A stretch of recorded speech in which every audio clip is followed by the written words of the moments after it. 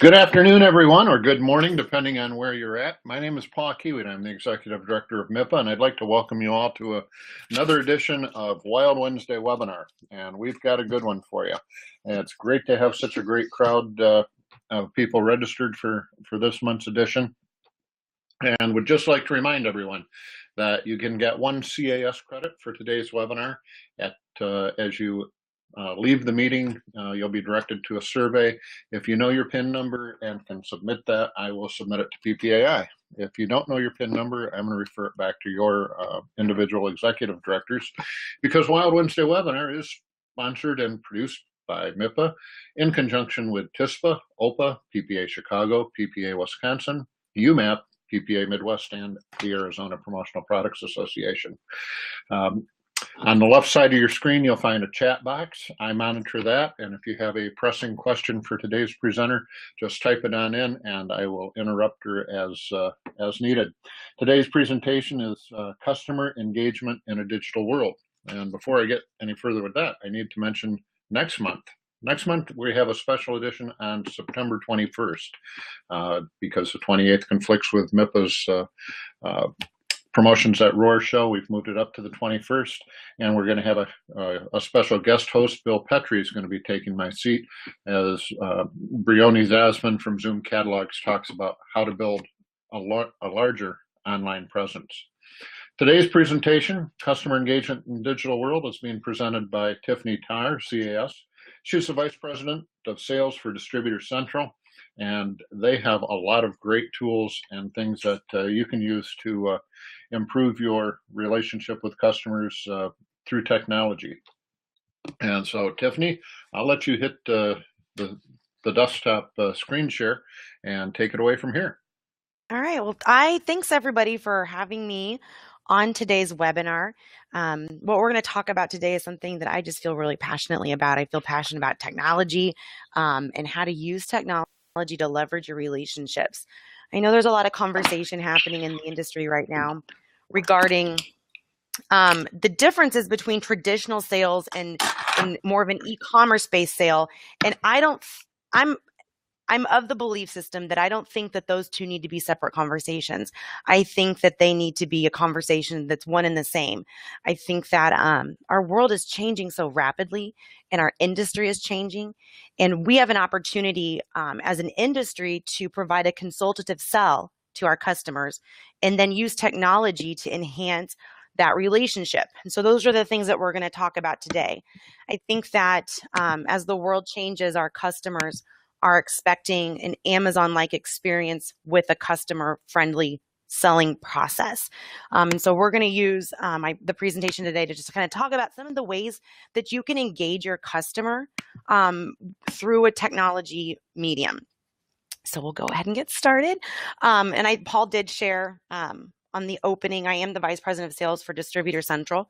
Here is my contact information. If you need anything or have a question or want to take a look further at a site that maybe you're hosting with us or just have questions about what we're talking about, please feel free to reach out to me.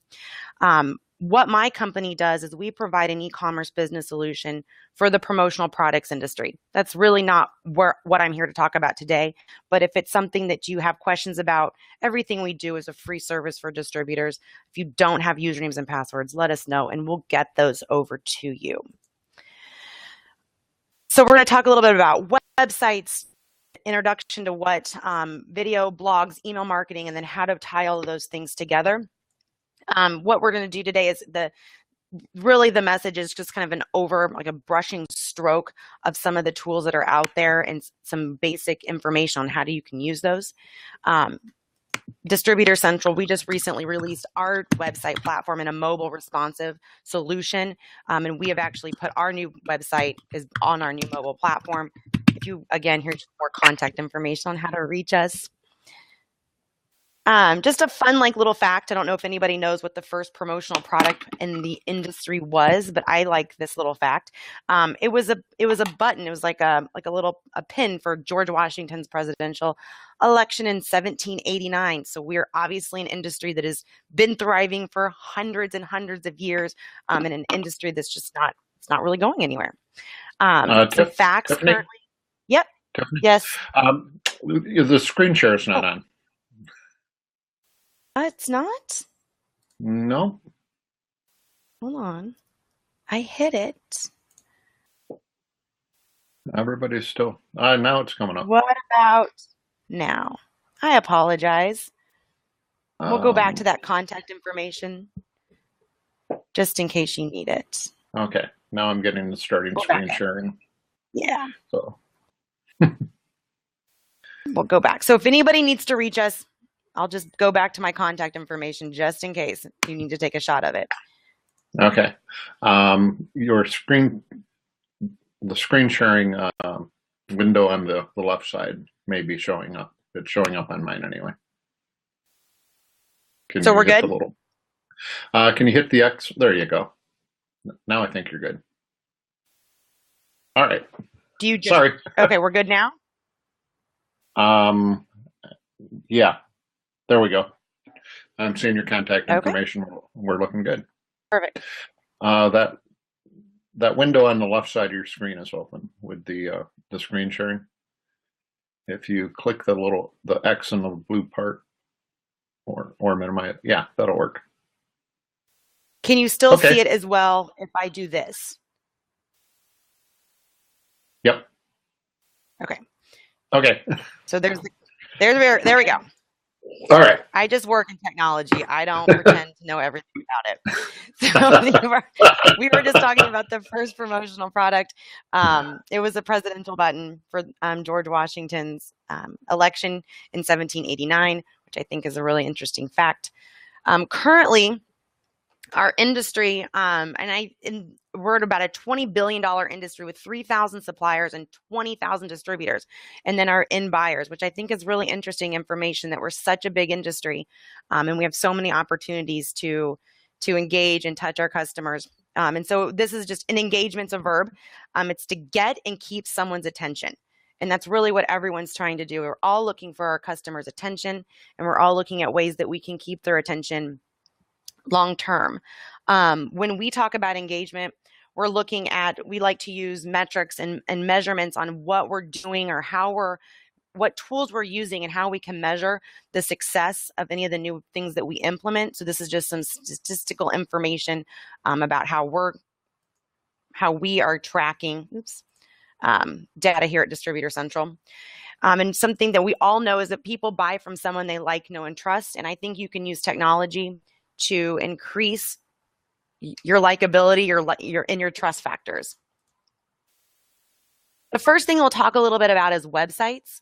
I think most people have websites. This is just kind of a funny haha. Again, we're a technology company. But when we started writing code in 1999, and this is what websites looked like. This is just where they came from and what they looked like, and they were all really basic text. And website development and website tools have grown significantly since we started writing code and since the world started using websites to communicate their message. This is just an example of how a mobile responsive website can work, how you can communicate all of the information that you're wanting your customers to know about you and your business, and how you can tell your story using technology tools. What we're seeing from a website standpoint and a website engagement standpoint is we're seeing distributors and suppliers, well, mostly distributors, using websites to differentiate themselves. So these are examples of different types of websites that we've seen customers create. We've seen customers create websites that are very product specific. So this specific website, the only thing it does is it sells magnets to food chain companies. So we've seen distributors build sites that are very product or industry specific. We've seen distributors build websites that are kind of all-encompassing, and this is just an example of an all-encompassing website. Technical issues? Are we behind in any capacity? Paul?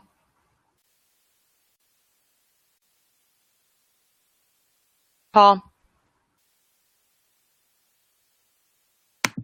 Paul? Paul? Hi, Tiffany. Tiffany? Are we still behind? Yeah? It just came up on the Century distribution screen.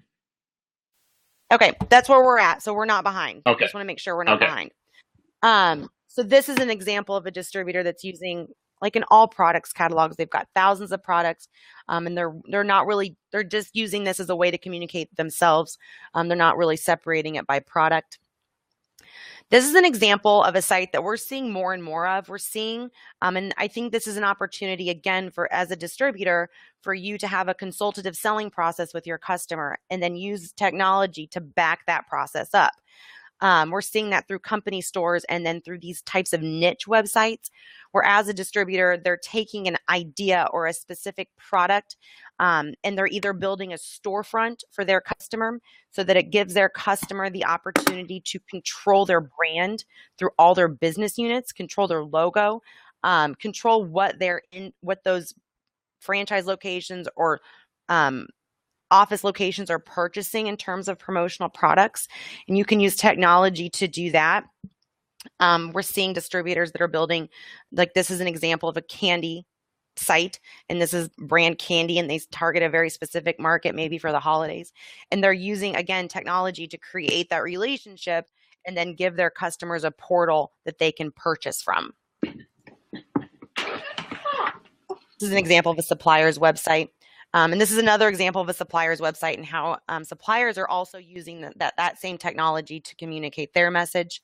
And again, this is kind of talking a little bit about brand management for that end user customer, helping your customer create a brand management solution through taking products that are a part of a program or a group of segmented products that they want their employees to have the ability to purchase, and they want to make sure that the brand integrity and the logo integrity is maintained throughout that entire process. As a distributor, I think it helps you when you're working with like a corporate office to build that relationship with the corporate office and then ensure that all of those outlying offices aren't going somewhere else for their promotional product purchases.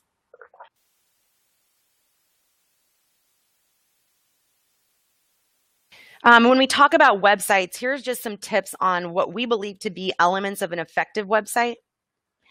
You want a website that tells a story. You want your website to be a representation or another arm of your business.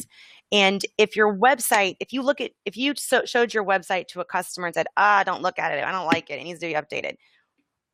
It really, you need to think about your website, and you need to think about why you're saying that. Obviously, if you're that, and I hear distributors say that all the time, if your website's not telling the story of who you are, then it's not helping you grow your business, and you're not using technology as a way to create or cultivate a relationship with your customer. Really easy ways to do that are creating case studies. Everyone has had a good and successful process or solution that they've built for a customer. Document that. Get a quote from your customer. Get them to help you with that case study. You don't have to use their name, or you can even use different information so that if you're trying to protect your relationship with that specific customer. But case studies are a really easy way for you to communicate how you have helped had a customer who had a problem, and then you help solve that problem. I don't think that promotional products are just about selling pens and mugs. I don't believe that that's what we sell. I believe we have customers that have problems or have goals, and your promotional products are a means to help them achieve that goal. It's not necessarily about the product, but it's about the influence, and it's about creating that message for your customer. So if you can document any of that information, that's a great way to help tell your story, and it's a great piece of your website. Client recommendations, same thing. Everyone has clients that are huge fans of theirs. Get them to tell you that. Get them to type you a little message that you can then communicate or use on a page in your website. And then using product search as a component. I think product search is a really great way for your customers to get ideas. But again, I think that it's a consultative selling process in this business. You can use your website to put together product segments or product packages that have worked well with other companies or industries that you've worked with. Again, using technology to tell your story. And then technically, mobile responsive is a huge, huge thing right now. if there's some new analytical information or information from Google that they're not naturally moving websites that are not responsive higher into search engines. Getting a mobile responsive platform is going to be really important because, and we'll talk about this a little in here in the next slide, but 60% of all website traffic is occurring on a mobile device. And if your site is only visually appealing on a desktop, you're missing out on 60% of the search that's happening out there in an e-commerce world. Having product search that's robust and easy to use, having a checkout cart that is a simple checkout process, having sharing tools, and we'll dig into all of these things in the next few slides, but sharing tools, how to set up charges, cost of transparency, virtual sampling tools, e-commerce enabled, and the ability to customize product images and pricing.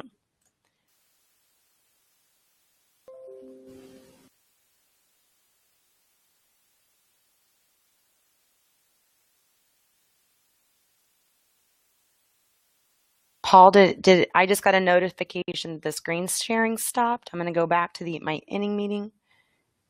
And it still looks like I'm okay, so we'll keep moving forward. Okay.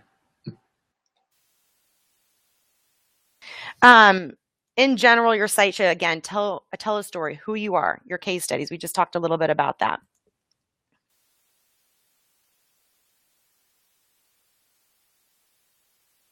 And we're just going to kind of go through some examples of sites that we've seen that have done a good job of that.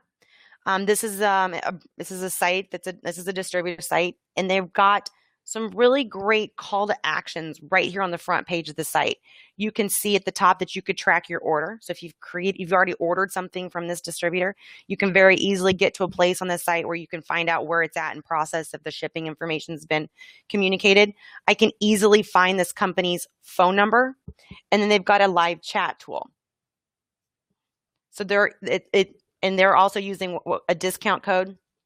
Can take 10% off of your back to school purchases, but having the ability to communicate very easily with you either through your site or being able to reach you by the phone and having that information clear is an important tool. This is just another example. This is an example of a distributor that is using their Distributor Central site. They've just picked 3 products. They are targeting, obviously, the wedding and event market. And they're using codes, and they're using Jumbotron headers to communicate a summer sale, 25% off your next purchase. And they're using a discount code. And these are tools that we can help you with. If this is something that you're interested in, we can help you set those kinds of tools up on your site. Same thing with the live chat.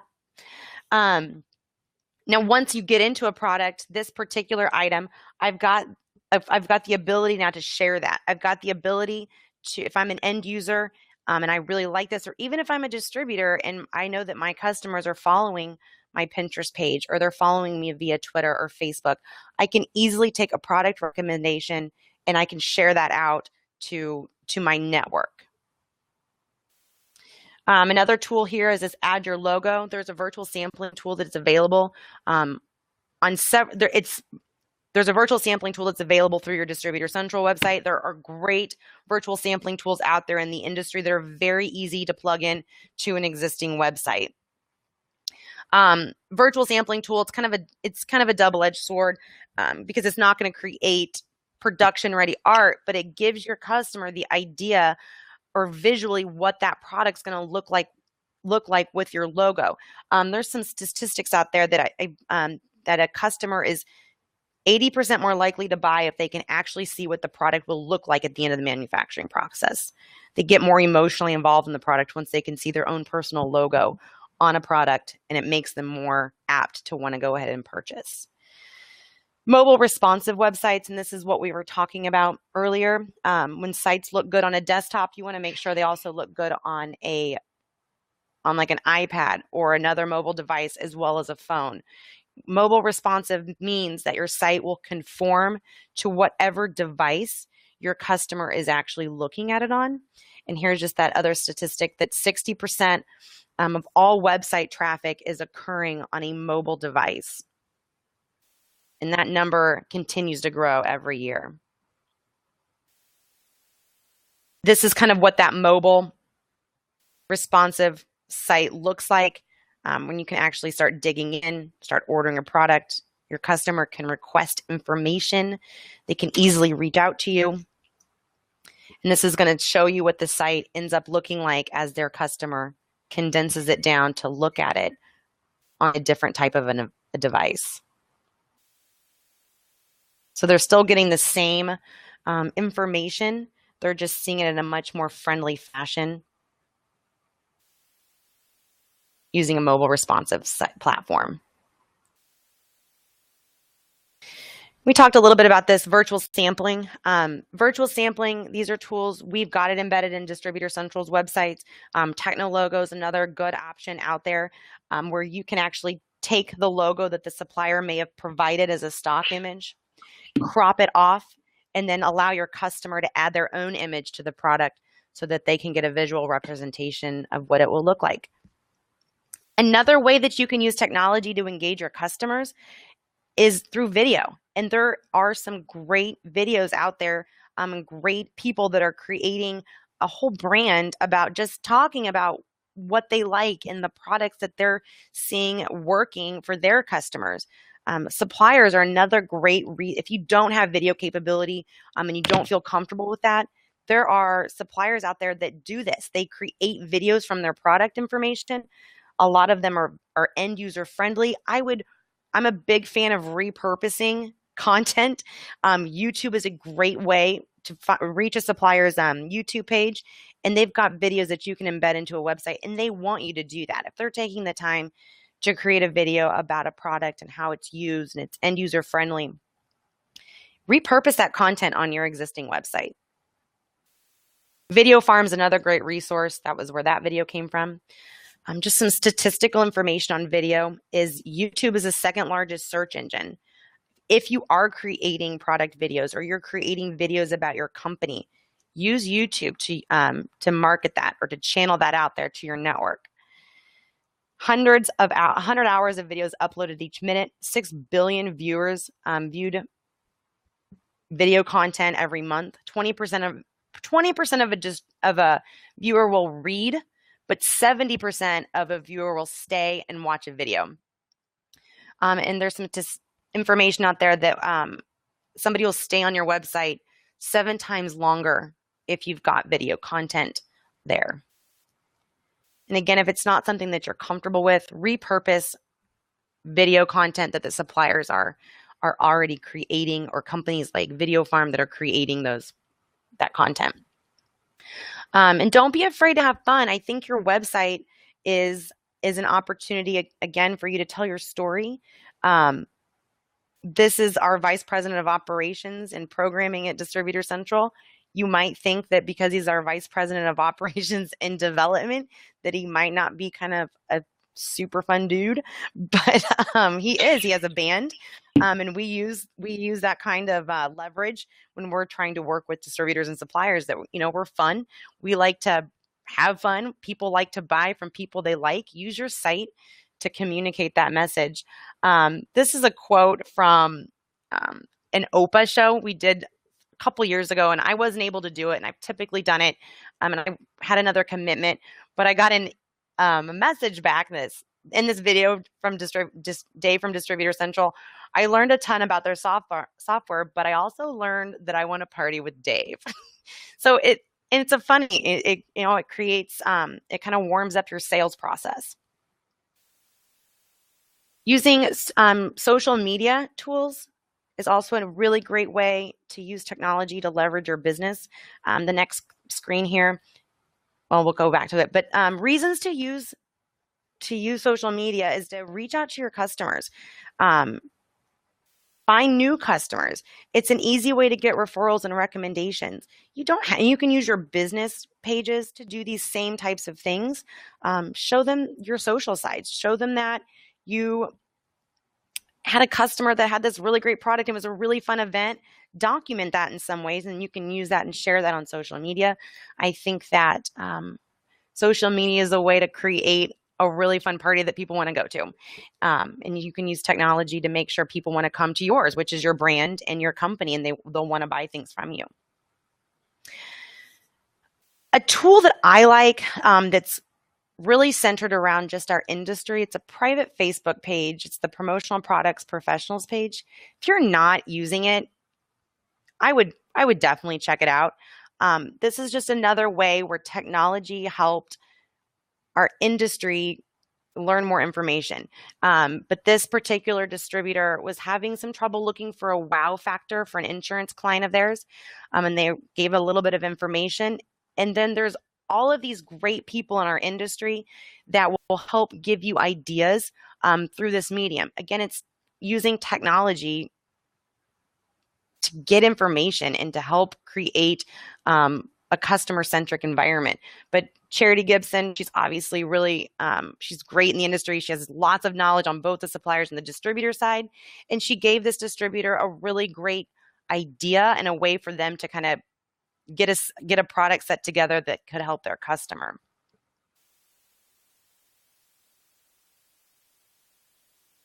And Dana Zezzo says this, that the number one reasons that salespeople should use social media is to warm up their cold calls. Again, from people buy from people they like.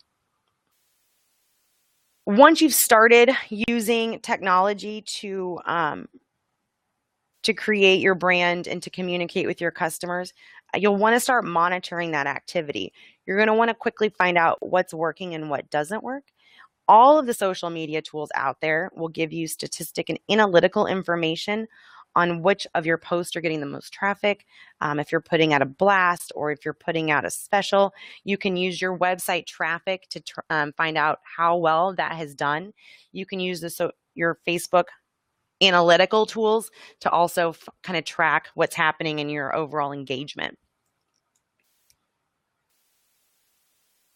And I'm just going to kind of tell a story about a project that Dave was involved in just how social media helped this particular project. So Big Slick is a fundraiser in Kansas City. It's our Children's Mercy Hospital, which is our hospital here in Kansas City that does cancer research, and they just do so much for kids. And Children's Mercy Hospital every year has this event. It's Big Slick. Paul Rudd happens to be from Kansas City, so they Paul and Jason Sudeikis and a couple other guys all got together.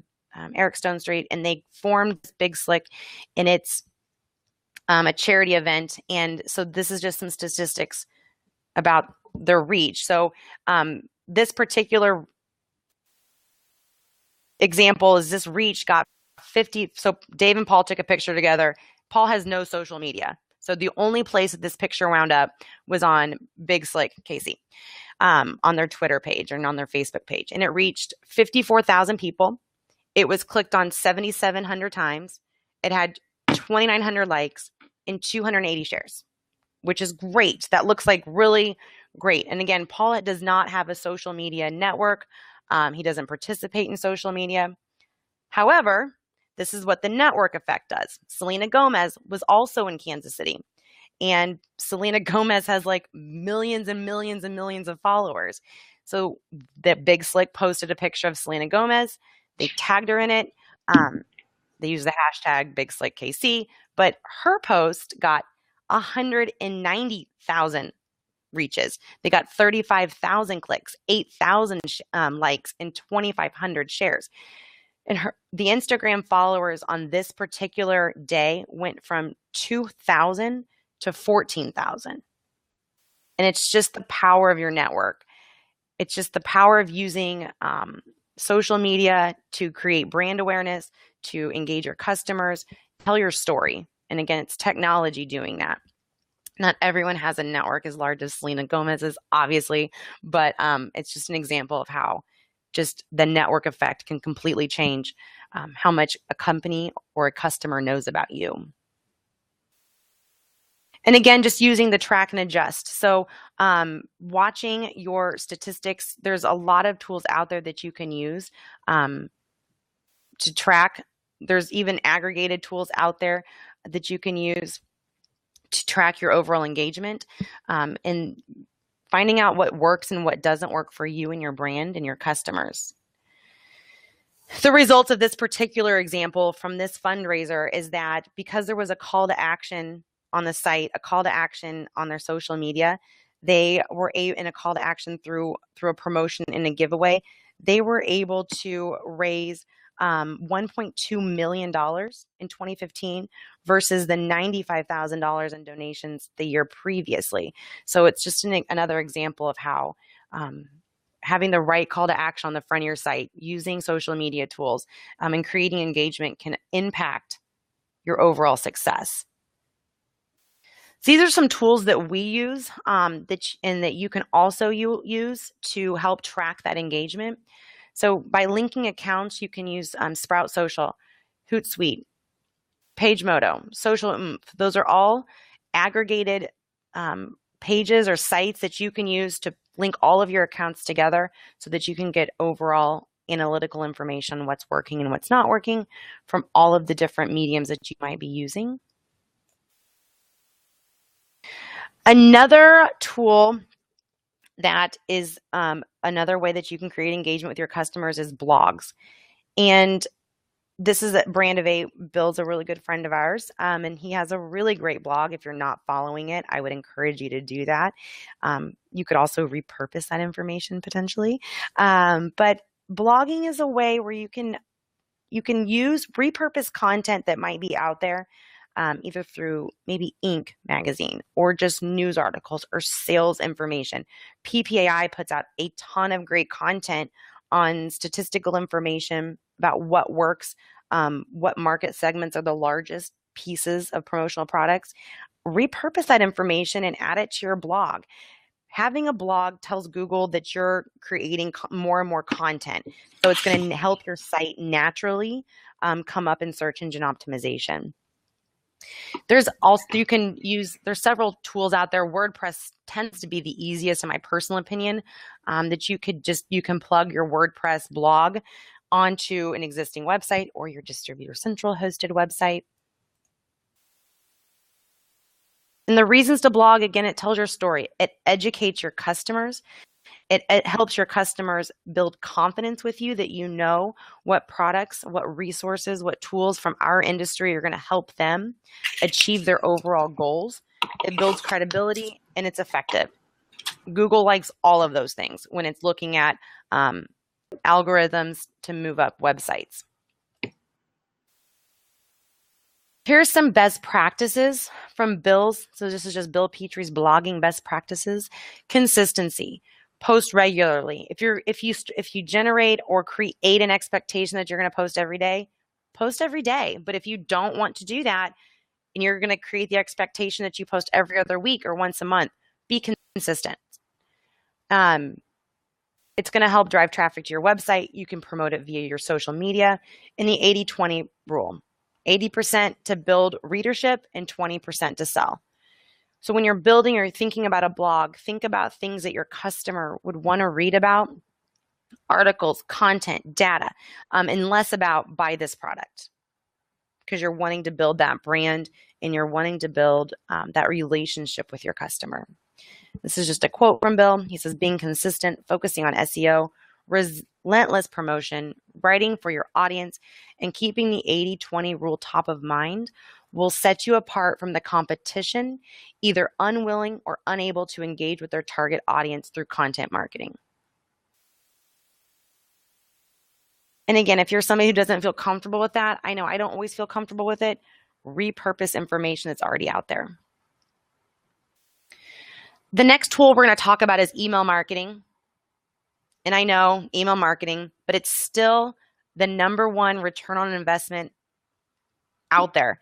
The return on average is $36 for every dollar spent in email marketing. And 23% of that's business to business sales or business to consumer sales. There are tools out there that you can use, and most of them are free. MailChimp and Constant Contact, I'm almost positive, or I know for sure, if you've got a list, I think of less than 2,000, those are tools that you could use at no cost. They've got really great templates that you could use. Suppliers are also constantly creating end user friendly blasts or newsletters or flyers that you could, again, repurpose to your list. It's just a matter of uploading or importing your customer contact information into one of these tools, and then using that to tell your message and using that to communicate what you do, or specials or products that would work well through technologies. We highly recommend not sending mass emails from your Outlook or Gmail. That doesn't work. You're gonna get blacklisted, and it's not gonna be the most effective way to use email marketing to drive business or sales, which is at the end of the day what everyone wants to do. There's also email services out there that suppliers can use through the industry. So what we've talked about today is the social aspect of your business, how to use Twitter, Facebook, Instagram to tell your story, using your network to communicate what you do and how you can help businesses achieve their goals through promotional products, using your website to communicate that same message, email marketing and blogging.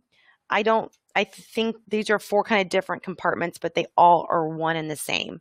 You want your message, and you want your brand, and you want all of your technical tools that you're using to match who you are as a business and what you're wanting your story to be. So creating consistency through all of those channels.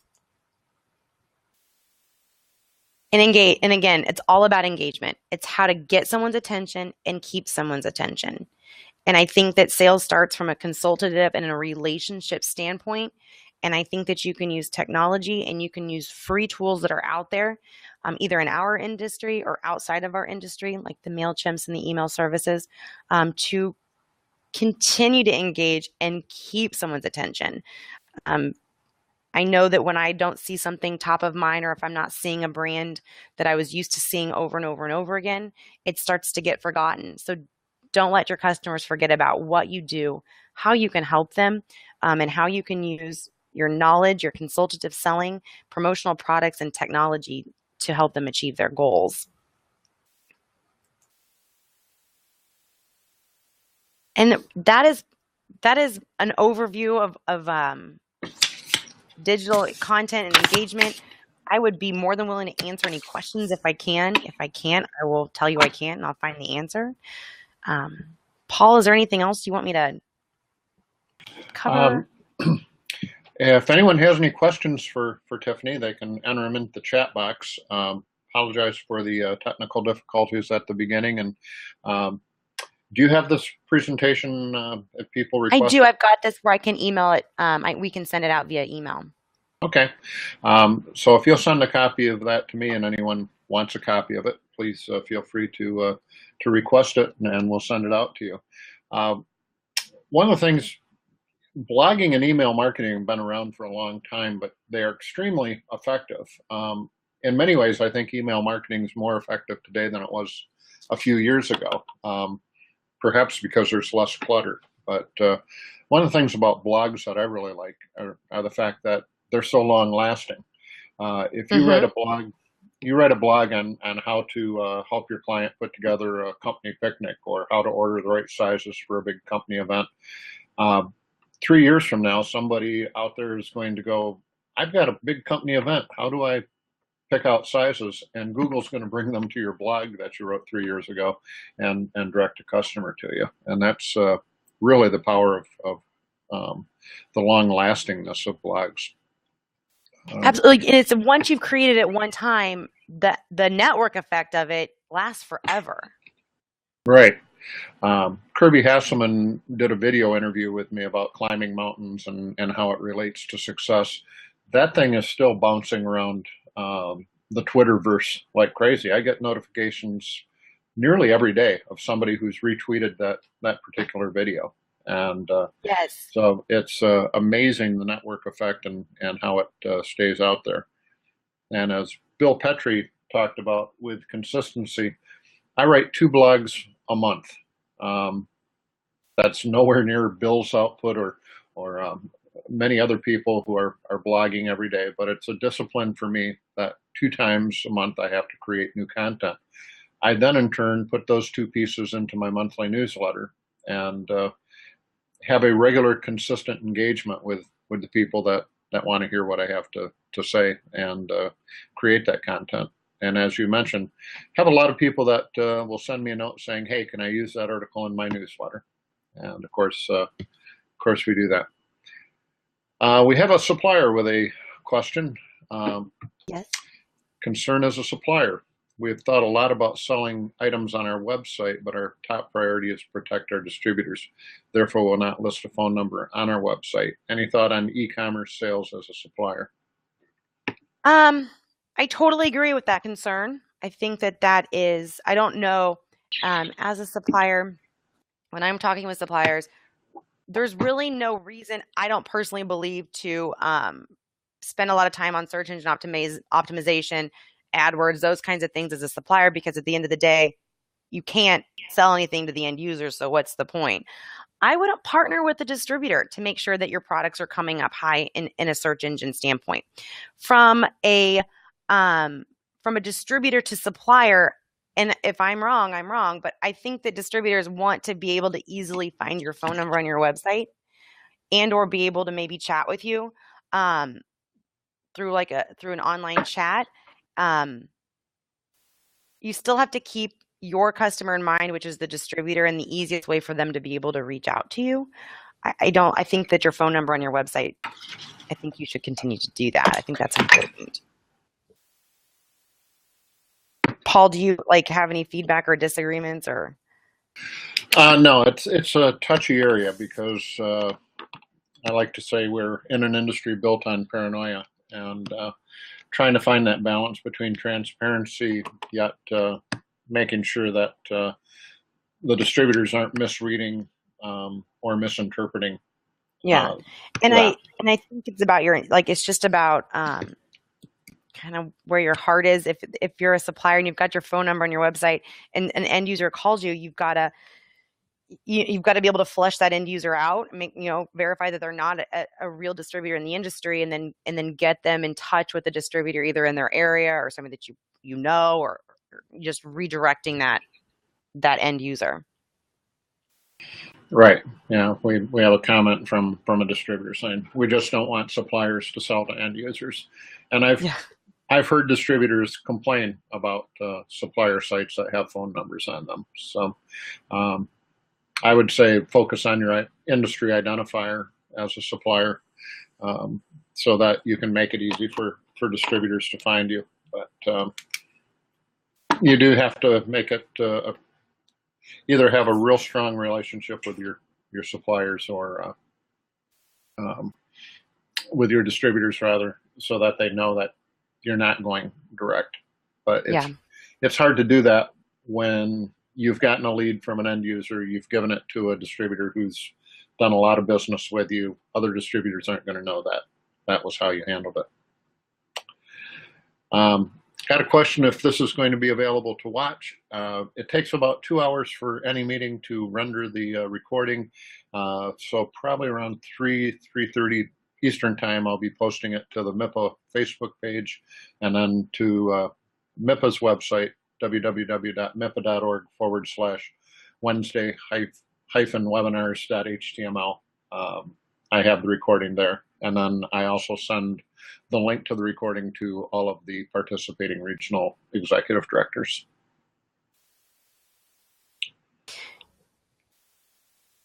Fantastic. This will live in infamy then. Yes. Blemishes and all.